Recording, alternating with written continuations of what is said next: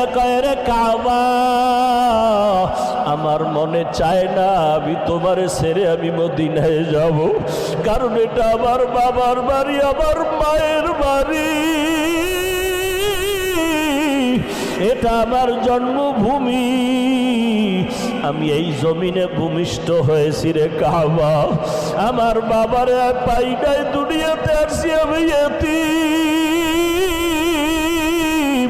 আব্বা বলে ডাক দিতে পারি নাই, অল্প বয়সে আমি মা হারাইয়া পাগল,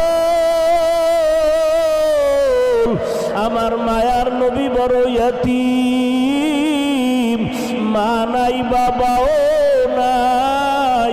একদিন নবী খেলার মাঠে বসিয়া বাচ্চাদের খেলা দেখতেছে।